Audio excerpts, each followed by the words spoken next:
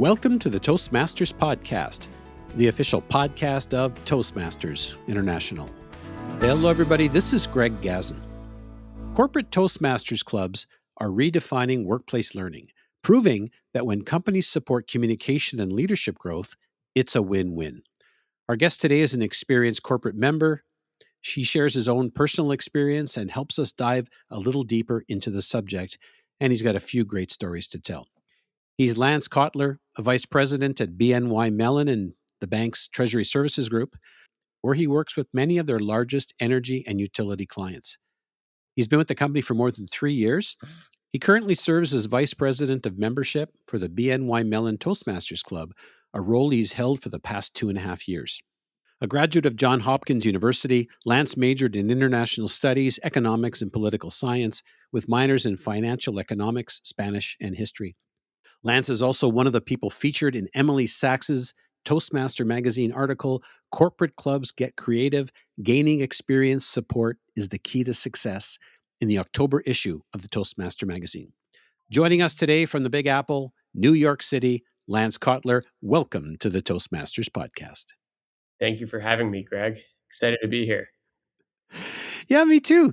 I love the article. And to kick us off, perhaps for those who may not be familiar with what a corporate club is, or perhaps they may not have heard the term, how would you describe some of the differences between community and corporate clubs?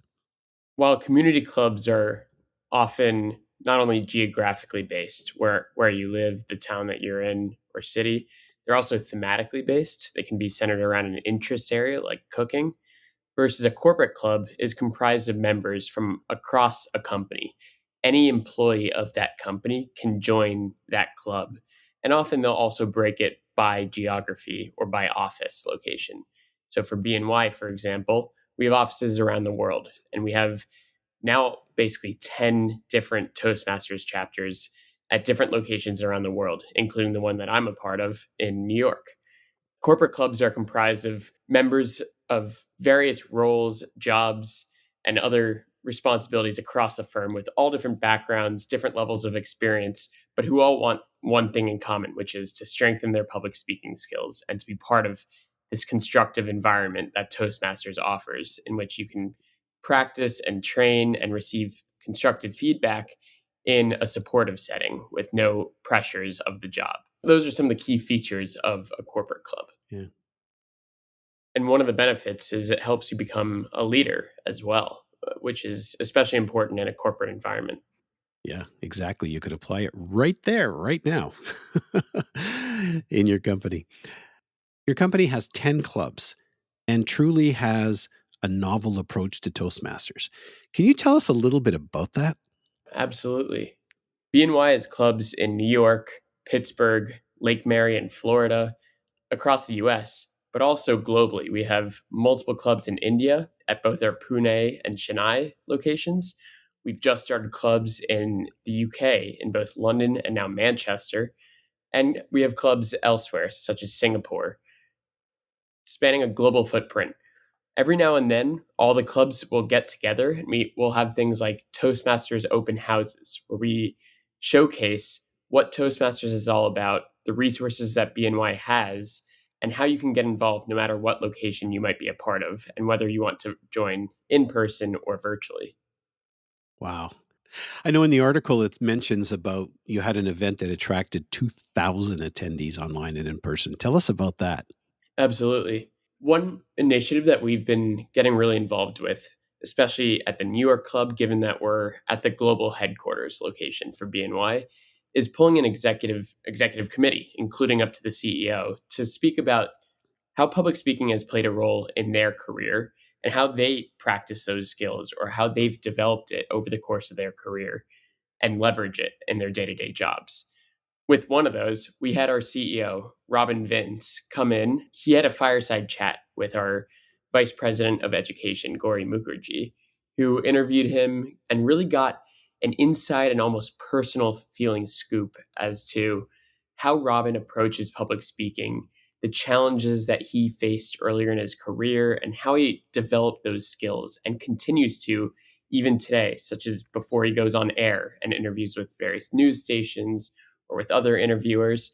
On the back of that, given we had a global audience who wanted to hear from the CEO and hear how public speaking played a role in his journey, but also get that personal touch from him, we used the opportunity to bring in every one of our global clubs and make them each a stakeholder in the event. We had webcams on from the various locations across India, the US, Europe, the Asia Pacific region, had rooms filled with people listening to that fireside chat, but also engaged for what we called an open house afterwards, which was a chance for each club to get on briefly and introduce their club, who their members are, what their mission is, when they meet, and how everyone can get involved. And it was a great chance for people, no matter where they were located, to understand, oh, there's a Toastmasters club for me somewhere in this company that I can join. Now, of course, your CEO, I understand, is media trained, and of course, the insights that he offered were, I'm sure, extremely valuable. What I find it interesting is that you're in the financial services industry, so for a CEO to talk about such a topic is probably something that was quite unexpected, but also perhaps a treat. It was absolutely a treat. It gave us a chance to really see the human side of our CEO, not just talking about company earnings and strategy and the direction of our company or even culture at the company. He brought it to a very personal level and talked about the stresses and worries that he's had, the nerves, I should say, before going on air, but how he's addressed those and how he's come to be this prolific public speaker, someone that has honestly been inspirational for BNY and that 53,000 employees really look to on a day to day basis, as well as national media. He gave some really funny and interesting anecdotes as to how he used public speaking in his background, things that he's done, like speaking in the mirror in the bathroom to train his skills before going out onto a public stage. So I think that was very well received from the audience to get those really personal and human elements from our CEO by talking about public speaking. That's pretty awesome. The CEO revealing his own vulnerability in front of his employees. Yeah. How did Toastmasters initially come on the radar of your CEO? One of our members is directly on the security detail for our CEO, Robin Vince, and speaks with him regularly, especially as he's escorting him in and out of the office, maybe to a meeting or to a client visit. On one of those interactions, our member mentioned Toastmasters to the CEO as they were walking to the elevator. And our CEO, Robin, was very interested in hearing more, but also coming and speaking to us about what it is that we do and how we work with employees across the bank on this important skill set. We took that interaction with one of our members and the CEO to then follow up with a note saying, "Hi, Robin. We'd love to meet with you and ask about your journey with public speaking, as well as share a bit about what we're doing globally via Toastmasters." Robin was agreeable to come and speak with us. And with that, the fireside chat event was born. And we had Robin sit down for an interview with us that became very interactive, not only taking questions from the moderator, which is Gauri Mukherjee, but also from a global audience across all of our Toastmasters clubs and the global employee base as a whole. Wow. What was your takeaway from this experience? One of the key takeaways that I had from this event was how integral public speaking is in anybody's role, and no matter your level of seniority, up to the top, and how no one person is an expert at public speaking or 100% comfortable. Even as a member of our Toastmasters club for multiple years, I still get nervous before some of my speeches and want to settle down, practice it a bit, do it behind closed doors before going out in a group. And we got to hear that from our CEO himself, who is always in the spotlight and on a public stage. So that was one of my key takeaways, was just we're all in this together. We're all experiencing the same things when it comes to public speaking. And it's a matter of practicing, training, developing the skill set to tackle public speaking in our day to day lives. Another key takeaway that I had from the event was how engaged our global teams were, not only with each other or with public speaking, but how important public speaking was in each of their roles and how interested they were in hearing about Toastmasters, whether they were a member or not already. Clearly, they wanted to hear how it played a role in our CEO's journey, but also the attendance at our open house event right afterwards really demonstrated just the level of interest and the value that everyone saw across the firm in joining Toastmasters and being part of one of our many clubs around the globe. Awesome. So, what was the result? What came from that open house? Almost immediately, we had a major uptick in membership interest. We had many, many members, not just in New York, not just in the US, but globally, reaching out to myself as the VP of membership for our New York club, which hosted the event, but also to many of our contacts on the boards of the various clubs around the globe, saying, I was at the open house. I listened to Robin talk about public speaking.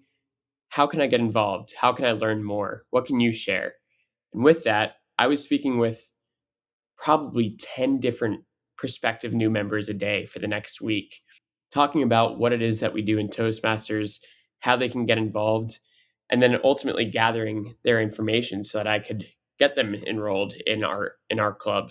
We had a huge spike in not only interest, but also new joiners to many of our clubs around the world, which was terrific to see. At New York alone, we probably had 10 plus new members who enrolled as a result of that event alone. Wow. Now, do you think that given the success of this open house and how your CEO was just so personable and transparent, that do you think that employees or your teams are now viewing the company as a whole in a very different light? I think so. I think it gave employees a good view into how the company works together, how we see each other, a different lens on our CEO and his vision for the company and his strategy as well, that they might not have had before from some of the more formal events or more formal press releases and news events that have had our CEO in it. So, yes, I do think it gave many of our global teams an inside look into how our CEO was thinking and how globally connected and interconnected we all are at the firm. That definitely refreshed some people's perspective on BNY. It also showed just how easy it was to stay in touch and communicate, but also be engaged no matter what continent you're on or what club you're a part of or what office you're in at BNY. And I think that was also eye opening for many of our members or many BNY employees, no matter where they might be located, whether it's one of our largest offices or a much smaller office, or if they're based entirely remotely. I wonder if 2,000 attendees is a record. As we're speaking, I'm recalling back to my first experience. I was, I think, in my third year as a Toastmaster. I was an area director, and there was this engineering consulting firm that had a small corporate club. They met for, I think, 40 minutes or 45 minutes at lunch hour in the boardroom, and a few members were coming from a sister company. But of course, I guess an engineering firm, they have to log all of their time. They needed some extra time to travel because they didn't have enough time, especially in the wintertime here in the north. So their general manager was approached and he thought it was a good idea, but with time restraints, he said, well, why don't we have a club in house? So, of course, the club decided to host an open house. They set up the boardroom. They set it up for 35 people, which for us would have been a big number. 60 plus people arrived. They came by bus. The other company had chartered a bus to bring people over. And I think knowing that they had the blessing from the senior execs, the club chartered, I think, with 38 members. Wow. Also, because of that, they extended the allotted meeting time from 45 to 50 minutes to an hour. And I was honored to be the mentor for that club, and it was a phenomenal experience. A little scary, my first time, but it was such an honor. Lance, could you think of any other benefits to your organization or to businesses in general by having a corporate Toastmasters club? Absolutely. I think a key benefit that people don't think of off the bat with regards to Toastmasters is not just developing your public speaking skills, your confidence, your leadership skills.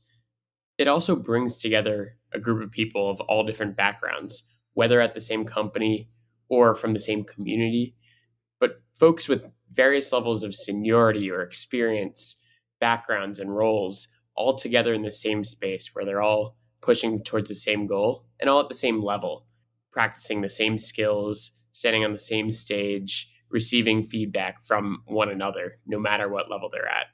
So, key benefit for companies having a corporate club, folks who wouldn't talk normally in their day-to-day jobs, maybe they're in very different functions or very different parts of the organization, are brought together in one room and really get to learn from each other. As a result of that, learn about different parts of the company as well, which brings everyone all together and is like what we talk about at BNY, our one BNY initiative. We want to make this large bank feel much smaller and much more interconnected so that we can navigate it better and we can make our processes better, and employees themselves can be much more educated and well rounded on what it is that we do across the bank and how, but also so that it can feel much smaller than to our clients, which is ultimately what runs the show in the first place. So I think that's been another huge benefit of the corporate club is bringing all these different parts of the organization together, having the employees learn from each other, and that then translates to much better performance to our clients who experience just one BNY. Right. The organization wins, the employees win, and of course your clients win as well. And of course, I love what you mentioned about people getting together, because in some large organizations, departments or areas seem to work in a silo and they don't really communicate, or they don't talk with each other. That's exactly right. We had what were called lines of business, and now we've been moving to much more of a platforms operating model in this one BNY initiative. And Toastmasters was one of the earliest adopters of this. The platform in this case being public speaking practice and training and a group, and it spanned all different functions and brought them together under the same one objective or mission.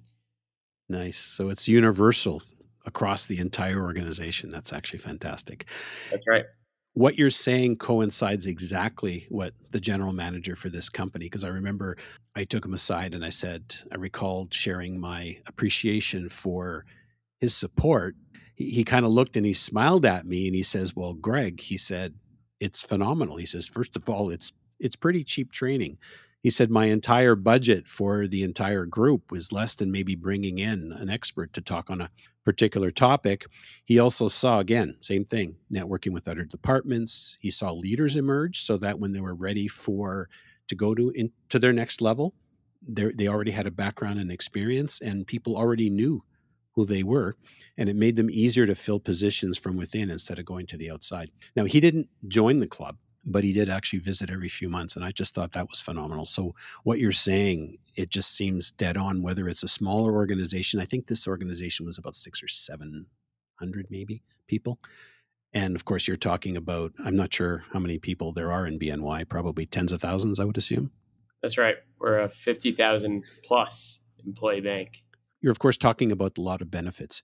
I'm just wondering, did you find that anyone had hesitations? Maybe they're worried about colleagues seeing perhaps how unskilled their spoken word is, or I know in some organization it's very competitive, so there might be some challenges there. Did you experience any of that?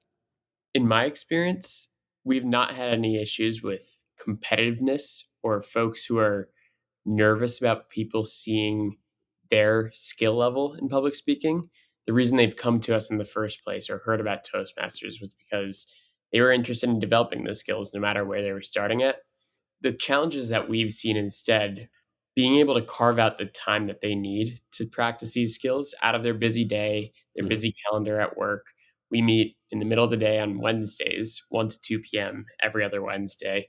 So we try to make it coincide with lunch, but it's a very busy time midweek for employees to join. We've definitely had prospective new members who are nervous about just trying out public speaking in general, just knowing that there would be other people there. But one thing that we always encourage them with, outside of just inviting new members to come sit in on a meeting and maybe try a table topic while they're there, so you can get a feel for it and see how much they like it, which usually ends up being resoundingly positive, and they do come back. We also let them know that it doesn't matter what level you come in at, what title you have, all that is left at the door. Once you're in there, we're all individuals, we're all striving towards the same goal, and it's a no stress, no pressure environment. However you perform and however much you try to get engaged is entirely up to you and has no repercussion on your job, your performance, or other people's perception of you. So I think that's really assuaged a lot of people's fears when it comes to trying out public speaking, especially in a corporate setting.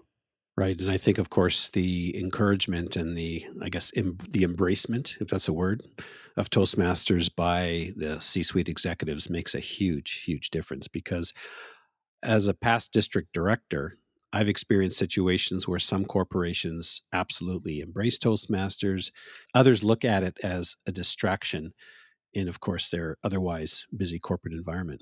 So I'm wondering if, from your experience, can you think of some ways that if an organization is looking to start a corporate club, that you can get the organization to buy into Toastmasters and what benefits it can provide?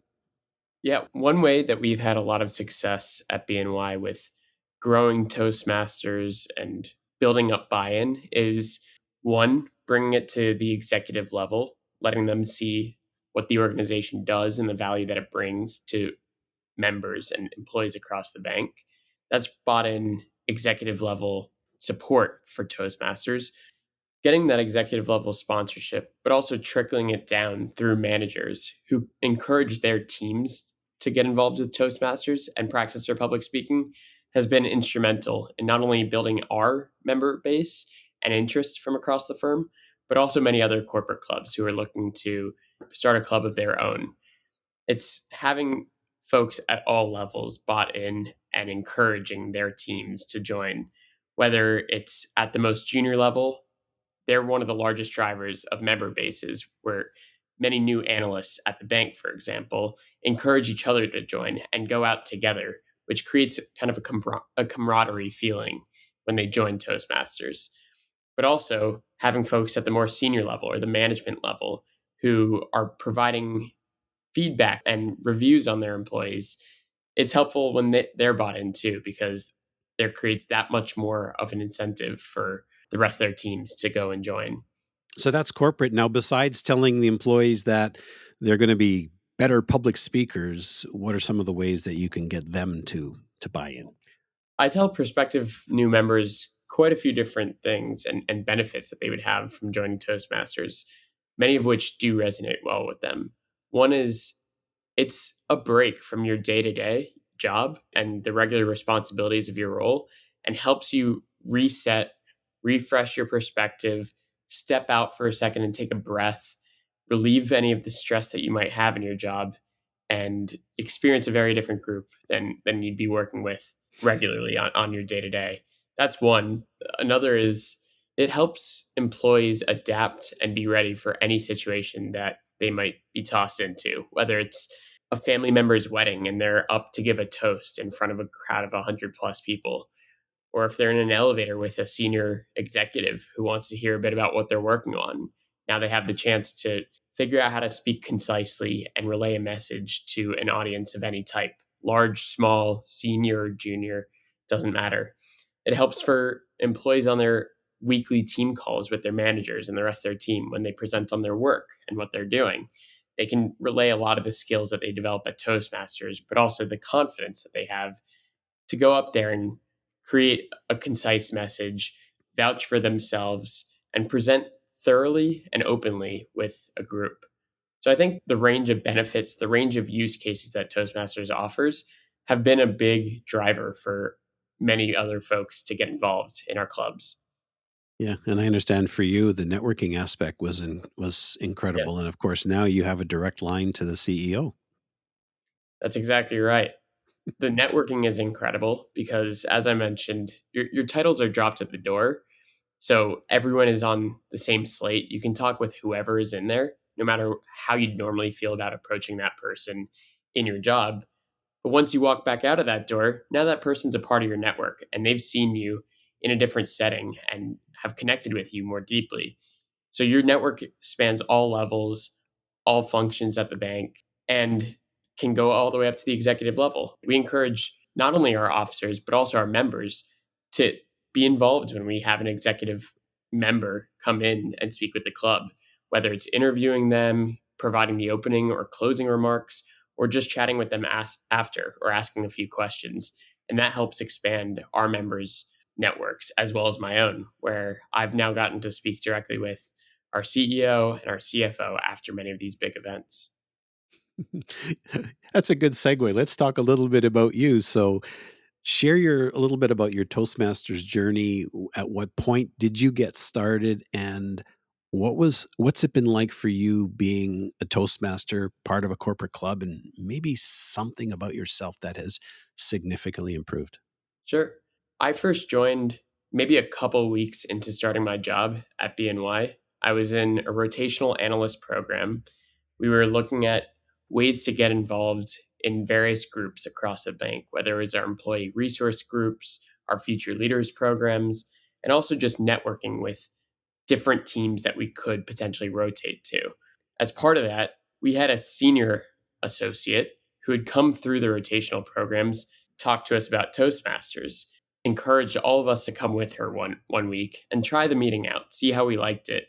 The COO of our division, who not only ran the analyst program, but also ran the division that many of us were in at the time, was very encouraging of all of us to go. That was a huge driver for many of us to try it out. Now, that got me in the door to just attend a Toastmasters meeting, but then being there is what sold me. How open and easy it was to get up there and just try out some speaking, no matter what level we were at. In my first meeting alone, I decided to give a table topic a shot and one, experience the thrill of getting up there and speaking on the fly, not knowing what would be asked of me, and trying to leverage any of the presentation or public speaking skills I'd learned from debate back in high school or various presentations and group projects I'd done in college. It went well. I wasn't perfect. I got great feedback and constructive feedback from the group, but it helped me realize that one, I can do this, and two, I had a lot more to learn. Since then, I feel like I've learned a lot about my public speaking, things that I've done in it, even though I felt like I've always had public speaking probably ever since the age of 13, where I gave a bar mitzvah address to a room of 250 people. But I've had various practices, both good and bad, that I didn't know about until I stepped into Toastmasters. In Toastmasters, people were able to catch what filler words I used as a crutch, and not always the common ones like or you know. I often rely on things like so or but or and to connect various thoughts and sentences when I really should just pause between these. That was something I never knew about before stepping into Toastmasters, and it's just one of the many lessons I've continued to cultivate over the now 3 years that I've been a member of the club. Well, it sounds like quite the success for you personally, your fellow teammates, and of course the company as a whole. It has been. It's been a great learning experience and also has made me a lot more confident.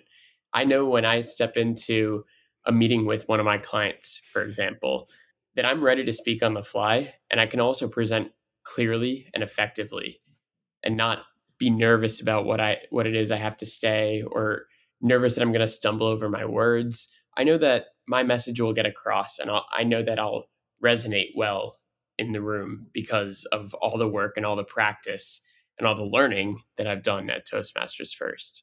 Yeah. Well, thank you so much for sharing your story. And folks, if you've been enlightened by Lance's journey, I encourage you to share this episode with your friends and family and fellow Toastmasters. You can find the Toastmasters podcast at toastmasterspodcast.com, toastmasters.org, Apple, Spotify, and anywhere you get your podcasts. And don't forget to read Emily Sachs's article, Corporate Clubs Get Creative. Gaining executive support is a key to business, in the October 2025 issue of the Toastmaster magazine. You'll not only get insights from our guest today, but also from 4 other Toastmasters, including past international president Pat Johnson. And then Emily keeps us going, where you can also read another article where she features corporate club executive Pat Johnson, who I just mentioned, where she offers a wealth of insights on corporate clubs. And wait, there's more. You can also listen to our podcast interview with Pat Johnson, episode 148. It's an extended interview where she dives deep into the topic and shares about her book, Handbook for Building and Sustaining Vibrant Toastmaster Programs in Corporations. Lance, I'm sure that people are now a lot more interested in finding out more about corporate clubs or perhaps your particular club. How can folks go about reaching you? I encourage you all to reach out. My email is open. I'm happy to talk about Toastmasters, even jump on the phone and chat for a few minutes about it. My email is lkot1004@gmail.com. If there are any employees of BNY listening to this, feel free to find our page on Viva Engage and MySource, where you can learn about not only the New York club for BNY, but also our Toastmasters clubs around the world. We provide information on who the vice president of membership is for each of these clubs and who the key contacts are with their contact information so that you can reach out. Please ping us on Teams, email us on Outlook, and we'll be happy to chat with you and speak a little bit more about what it is that we do and how you can get involved.